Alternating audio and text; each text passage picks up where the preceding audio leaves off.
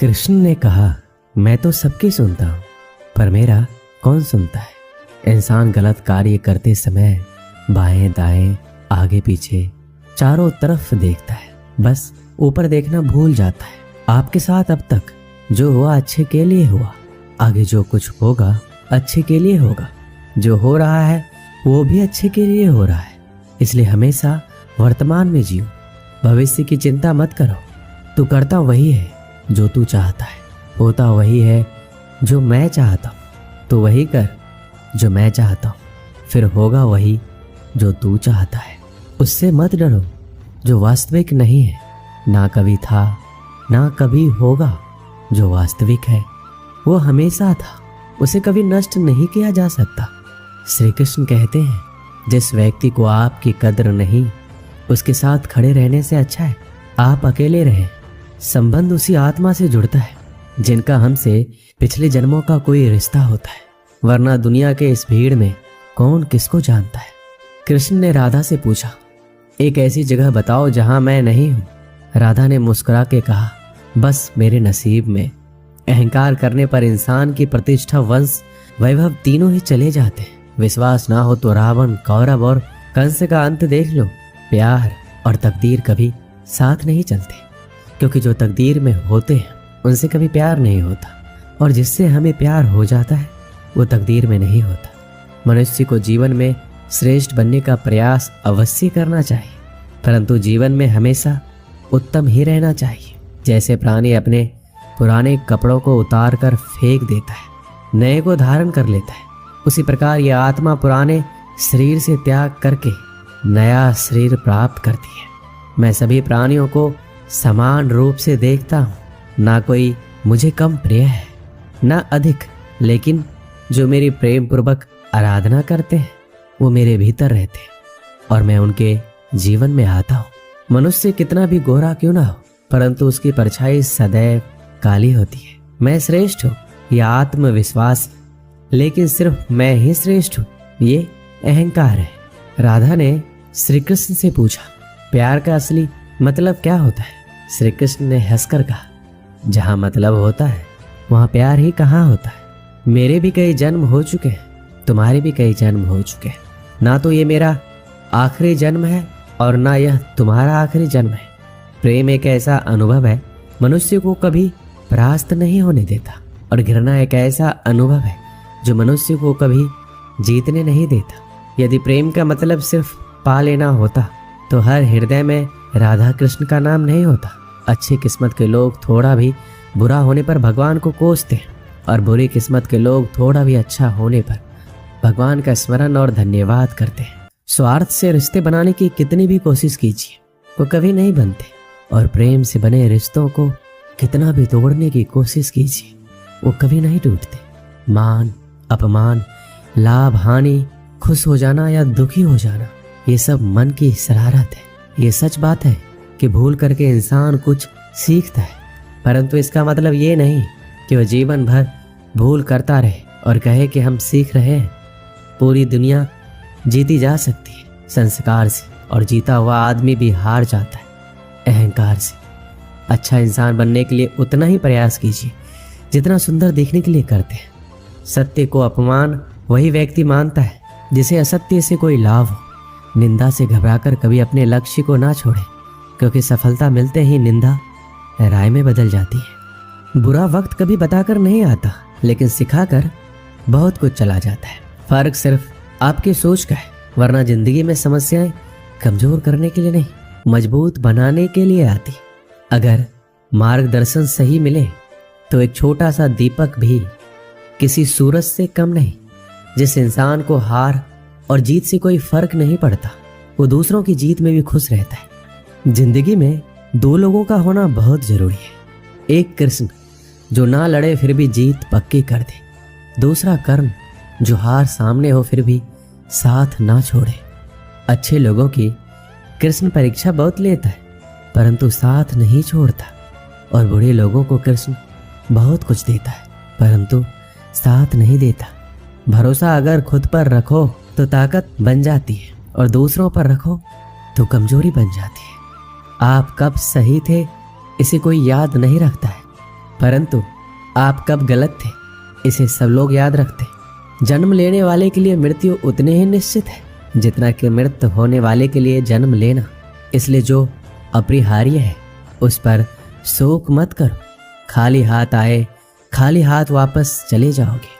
आज तुम्हारा कल किसी और का था, परसों किसी और का होगा जिसे तुम अपना समझकर मगन हो रहे हो।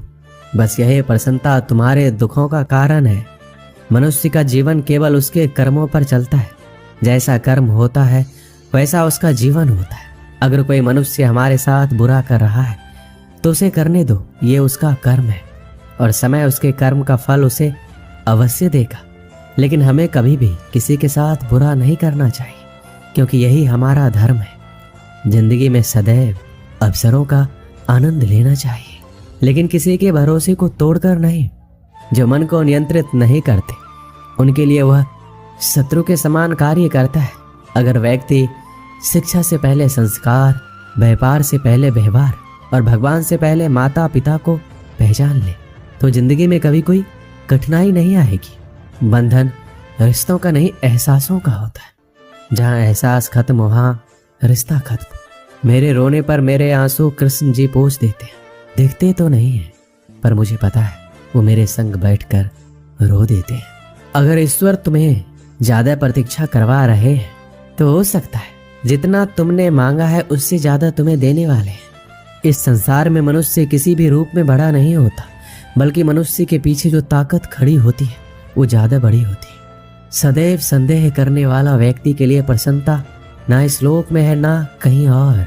अगर आप जीवन में असफल होते हैं तो आपको दोबारा प्रयास करने में कभी नहीं घबराना चाहिए, क्योंकि जब आप दोबारा प्रयास करते हैं तो आपकी शुरुआत सुनने से नहीं बल्कि आपके अनुभव से होती है। मनुष्य अपने विश्वास से निर्मित होता है। जैसा वो विश्वास करता है वैसा वो बन जाता है। इस पूरे ब्रह्मांड में ऐसी कोई ताकत नहीं जो इंसान की इच्छाओं की पूर्ति कर सके, क्योंकि इंसान की इच्छाएं एक समुद्र के समान होती है जिसे कभी भी भरा नहीं जा सकता। इंसान का मुश्किल वक्त उसके लिए एक दर्पण की तरह होता है जो हमारी क्षमताओं का दर्शन हमें करवाता है। ईश्वर ने जो हमारे भाग्य में लिखा है उसे हमसे कोई नहीं छीन सकता, लेकिन अगर हमें अपने ईश्वर पर सच्चा भरोसा है तो हमें वो भी मिल सकता है जो हमारे भाग्य में लिखा नहीं होता। जो दूसरों की तकलीफों को समझते हैं, जिनमें दया है, दिल से अच्छे, उन्हें दोबारा जन्म नहीं लेना पड़ता। यदि कोई व्यक्ति प्रेम से, भक्ति से पुष्प, फल, जल भी मुझे चढ़ा दे तो उसी भाव से उसे स्वीकार करता हूँ और वो मेरा प्रिय भक्त होता है। जीवन में आधे दुख इस कारण जन्म लेते हैं क्योंकि हमारी आशाएं बड़ी होती हैं। इन आशाओं का त्याग करके देखो, जीवन में सुख ही सुख है। मनुष्य अपने सच्चे हृदय से जो दान दे सकता है वो अपने हाथों से नहीं दे सकता, और मौन रहकर हम जो कह सकते हैं वो हम अपने शब्दों से नहीं कह सकते। इस संसार में मूर्ख व्यक्ति, अधर्मी, अज्ञानी और नास्तिक प्रकृति का व्यक्ति मेरी शरण स्वीकार नहीं कर सकता। एक समय की बात है, एक शहर में बहुत अमीर परिवार रहता था। उस परिवार में किसी प्रकार की कोई चिंता या कमी नहीं थी। परिवार में माता पिता और उनका एक इकलौता बेटा रहता था। वह लड़का अपने माता पिता के पैसों पर ऐश करता था, जिसकी वजह से उसके काफी सारे दोस्त भी बन गए थे। दोस्तों की बुरी आदतों से उस अमीर परिवार का लड़का बुरी तरह से गिर गया। उसमें धीरे धीरे बुरी आदतों का विकास होता चला गया।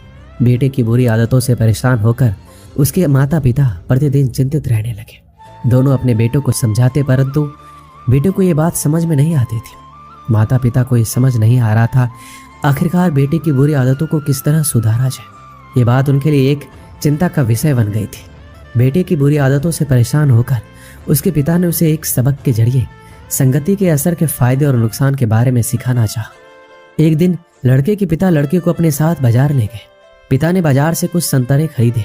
उसके पिता ने साफ संतरों में एक सड़ा हुआ संतरा भी खरीद लिया। दोनों घर वापस आ गए। घर आकर पिता ने बेटे को बोला, बेटा तुम इन संतरों को अलमारी में रख दो।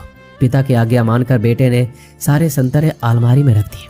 कुछ दिन बाद पिता ने बेटे को फिर से बुलाया और बोला, बेटा जो संतरे तुमने अलमारी में रखे थे उनको बाहर निकाल कर ले आओ। लड़का संतरे निकालने चला जाता है, लेकिन जैसे ही अलमारी खोली तो देखा सारे के सारे संतरे सड़ चुके थे। उसने पिता के पास आकर सारे संतरे रख दिए और बोला, पिताजी हमने जो संतरे खरीदे थे वो सारे सड़ चुके हैं।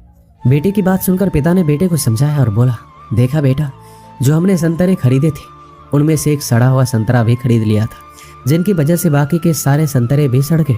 यही बात मैं तुम्हें कहना चाहता हूँ, यदि तुम बुरे दोस्तों की संगति में रहते हो तो तुम्हारी सोच और आदतें भी वैसी ही हो जाएगी, फिर चाहकर भी तुम अच्छे इंसान नहीं बन सकते।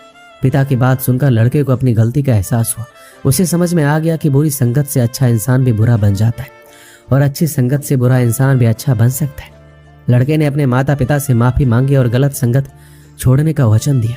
यदि आप किसी श्रेष्ठ व्यक्ति की संगत में आते हो तो उसके शुभ विचार, उसके गुण, उसका स्वभाव आप में आ जाता है और आप श्रेष्ठ बन जाते हो। यदि आप किसी बुरे व्यक्ति की संगत में आते हो तो आपके ये शुभ विचार, आपके अच्छे गुण आपसे छीन लेगा और आपको ज्ञात भी नहीं होगा। ये संगति बहुत महत्वपूर्ण है और ये संगति ही आपका नियति निर्धारित करती है।